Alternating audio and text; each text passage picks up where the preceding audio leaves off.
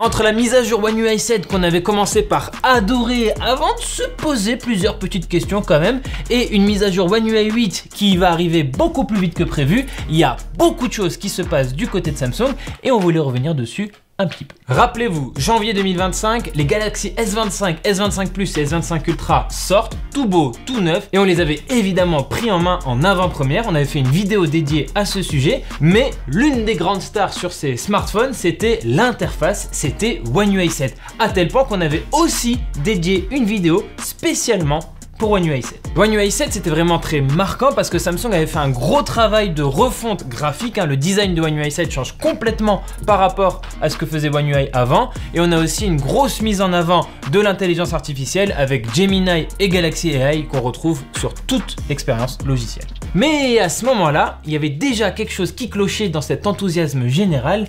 One UI 7 était déjà en retard. Et oui, Samsung depuis quelques années, et notamment avec One UI, il nous avait habitués à être un bon élève en termes de mise à jour. C'est-à-dire que d'habitude, quand Google sort une nouvelle version d'Android, Samsung ils sont plutôt réactifs. Si tout s'était bien passé, dès le mois de novembre ou de décembre 2024, les Galaxy S24 auraient dû être mises à jour vers One UI 7. Mais là, ça n'a pas du tout été le cas. Il a fallu attendre du coup les Galaxy S25 en janvier 2025 pour avoir les premiers smartphones sous One UI 7. Donc déjà, ça sent pas très bon. À ce moment-là, Samsung se rend bien compte que les utilisateurs peuvent être un petit peu inquiets. Ils commencent à communiquer en disant: vous inquiétez pas, One UI 7, le déploiement, il va commencer dans le premier trimestre de 2025. Et du coup, pendant ce temps-là, ceux qui ont des Galaxy S24 ou des Galaxy S23, ils attendent, ils patientent et ils s'inquiètent surtout parce que pour une entreprise aussi grosse que Samsung, avoir plusieurs mois de retard sur le planning habituel des déploiements de mise à jour, c'est inquiétant. On se dit: ah oui, c'est vrai que One UI 7, comme on l'a dit, c'était une grosse mise à jour, grosse refonte et tout, peut-être qu'il y a eu plusieurs complications pas prévues au programme et que Samsung doit tout régler, tout ça en catastrophe. Et le retard il s'est avéré vraiment conséquent parce qu'il a fallu attendre début avril pour que les S24 commencent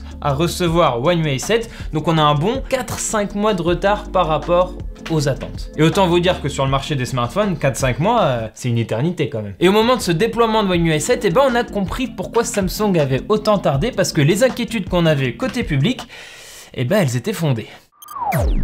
Parce que Samsung et surtout les utilisateurs qui ont fait la mise à jour sur leur smartphone, ils ont été confrontés à 3 gros problèmes. Le premier, c'est vraiment le plus important, le plus grave entre guillemets, c'est que plusieurs personnes qui avaient installé la mise à jour One UI 7 sur leur téléphone ne pouvaient tout simplement plus déverrouiller leur smartphone. Et d'ailleurs, ce problème, il a carrément entraîné une mise en pause du déploiement de One UI 7, le temps de régler ça avant de reprendre. Donc même quand il y a eu le départ enfin officiel de One UI 7, finalement, il a fallu mettre en pause quelques jours avant de relancer la machine. Donc vraiment quand même une sacrée pagaille. Mais ce n'est pas tout parce qu'il y a encore du coup 2 autres problèmes. De 1, si vous utilisez un Samsung, vous êtes sans doute familier avec l'option dossier sécurisé qui permet de protéger encore mieux plusieurs fichiers, notamment des photos, derrière un mot de passe ou une empreinte digitale. Après avoir mis à jour leur smartphone sur One UI 7, certaines personnes pouvaient voir la galerie de leur téléphone, créer des albums souvenirs, comme c'est très classique, mais en mélangeant les photos de la galerie classique et les photos protégées dans dossier sécurisé. Ce qui déjà enlève tout l'intérêt de les protéger dans le dossier sécurisé, mais aussi peut créer quelques situations gênantes ou cocasses. On ne vous jugera pas. De 2, avec One UI 7, beaucoup de personnes, et surtout sur les Galaxy S23, se plaignent de la batterie. En gros, One UI 7 ne serait pas optimisé, vous ferez passer de 100% à 0% de batterie beaucoup plus rapidement que la normale. Je vous ai parlé là des Galaxy S23, mais je tiens à signaler aussi que nous, dans la rédaction, des personnes qui utilisent des Galaxy S24 se sont plaints du même problème après la mise à jour One UI 7. Ce souci d'optimisation de batterie pose quand même de grosses questions dans un marché où les marques de plus en plus nous disent: votre smartphone il va durer très très longtemps. Dans le cas de Samsung par exemple, ils nous promettent 7 ans de suivi logiciel. Sauf que 7 ans avec un smartphone qui ne tient pas la durée sur sa batterie, tout de suite ça devient moins intéressant. Là on peut croiser les doigts pour que ce problème de batterie il soit réglable avec un patch que Samsung viendra apporter pour corriger relativement facilement ce problème. On peut se dire aussi que les optimisations batterie un peu intelligente du smartphone vont se remettre les idées au clair et au fil des semaines ça s'arrange. Mais surtout j'ai l'impression que chez Samsung la solution un peu radicale mais efficace qui est favorisée, c'est tout de suite de passer à One UI. One UI 8, ce sera donc la future mise à jour de Samsung qui sera basée sur Android 16. Et là, autant One UI 7, les retards se sont accumulés dans tous les sens, autant One UI 8, eh ben on dirait que ça va casser la baraque. Et oui, on a plusieurs rumeurs, bruits de couloir sur internet qui parlent déjà d'une version stable prête en juillet 2025 en même temps que la sortie des Galaxy Z Flip 7 et Z Fold 7, donc extrêmement rapide.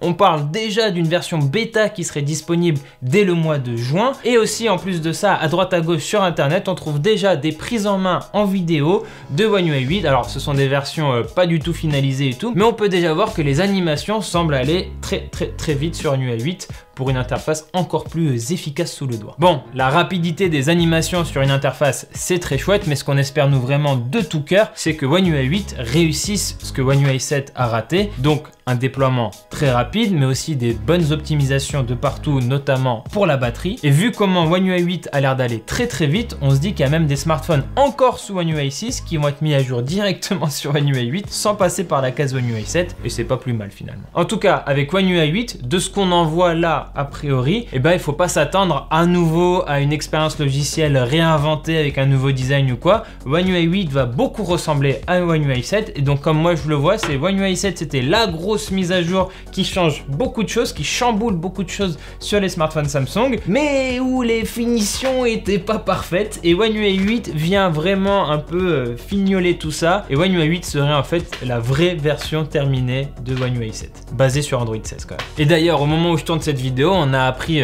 tout récemment que Samsung aurait déjà commencé à tester One UI 8 sur les S25 Ultra, donc voilà, les mises à jour devraient vraiment vite arriver. Mais du coup, ce qui est intéressant à voir, c'est que le lancement officiel de One UI 7, c'était janvier 2025. One UI 8, ce serait donc juillet 2025, même moins de 7 mois entre ces deux mises à jour majeures. Et si on prend en compte du coup les retards de déploiement de One UI 7, donc on a une mise à jour qui va vivre peut-être quelque chose comme 2-3 mois seulement. Donc c'est une situation assez lunaire. Nous, pendant toute l'année 2024, on a parlé à fond de One UI 7, et maintenant qu'on a pu mettre à jour nos smartphones sur cette interface, et ben on est quasiment prêt déjà à mettre à jour sur One UI 8. Je trouve du coup que c'était un sujet qui méritait notre attention, surtout que au vu de la manière dont Samsung se dépêche de sortir One UI 8, on a vraiment l'impression que la marque, ce géant des smartphones, a géré ça en interne comme une situation de crise, vraiment en mode One UI 7, waouh, ça nous a cassé la tête et tout, vite, on oublie, on sort One UI 8. Et en plus, ils sont bien aidés parce que de leur côté, Google, eux aussi, ils ont un petit peu d'avance sur Android 16, donc ça match bien. Samsung, ils sont là en mode, bah ok, les planètes s'alignent. Et du coup, je pense que chez Samsung, ce qu'ils veulent, c'est que vous reteniez la nouvelle expérience, le nouveau design, les nouvelles capacités de l'intelligence artificielle, mais que ces couacs de déploiement, ça, bon, hein, c'était pas si grave, on met ça sous le tapis, on oublie, finalement, c'est pas ça le plus important. Ah, et enfin, il y a un petit détail quand même que je trouve intéressant à noter, c'est que tous les smartphones sortis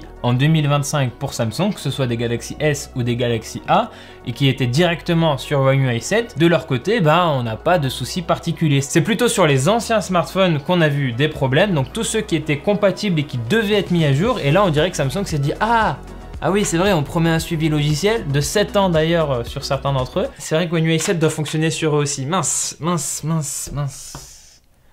4 mois de retard. Et donc ce sujet, il est particulièrement intéressant, surtout quand on a plusieurs éléments en tête, notamment le fait que Samsung promet du coup 7 ans de mise à jour, mais ça veut pas dire qu'il y aura jamais de couac, donc ça, c'est bon à prendre en considération. Ces retards de One UI 7 et la solution express de One UI 8, ça permet de montrer aussi que Samsung, même s'ils promettent 7 ans de mise à jour, et même si ça paraît être une machine bien huilée, cette entreprise, eh ben on n'est jamais à l'abri de quelques couacs. Et d'ailleurs, je serais curieux de savoir exactement où ça a coincé. Est-ce que c'est les équipes qui ont mal communiqué entre elles? Est-ce que c'est la faute d'une équipe en particulier qui a fait vraiment n'importe quoi? On ne saura sans doute jamais vraiment. Ce qui est sûr en tout cas, c'est que ça peut porter atteinte à l'image de marque de Samsung, notamment sur le haut de gamme où il y a des gens qui sont prêts à mettre le petit prix en supplément par rapport à de la concurrence, parce que Samsung, c'est la marque qui rassure. En France, c'est notamment l'un des gros arguments. On connaît Samsung, on est habitué à Samsung, donc on rachète Samsung. Et bien pour ces personnes, faire face à ce genre de problème plutôt embêtant, ça peut refroidir, et ils peuvent commencer à se dire, ah, finalement la concurrence mérite peut-être plus mon argent. D'ailleurs, si vous utilisez un smartphone Samsung, n'hésitez pas à me dire dans les commentaires si vous avez déjà reçu One UI 7, ce que vous en pensez. Est-ce que vous êtes déjà hyper impatient pour One UI 8 parce que peut-être vous détestez One UI 7 et tous les problèmes qu'on a pu évoquer? Moi de mon côté, et c'est un avis très personnel, j'ai parfois l'impression que Samsung met tellement l'accent sur Galaxy AI, sur l'intelligence artificielle, sur le futur, qu'ils en oublient des fois un petit peu les bases de la base, à savoir mettre à jour un smartphone. Espérons en tout cas qu'avec One UI 8, tout ça, ce soit de l'histoire ancienne et que tout rentre dans l'ordre. J'y crois quand même un petit peu, j'ai envie d'être optimiste. Bref, on croise les doigts. Voilà, c'est tout pour cette vidéo. Merci de l'avoir regardé jusqu'au bout. N'hésitez pas à vous abonner à notre chaîne YouTube et à nous retrouver sur tous les réseaux sociaux, notamment sur Twitch où on est en live tous les jours. Et quant à moi, je vous dis à très bientôt dans une prochaine vidéo sur Frandroid.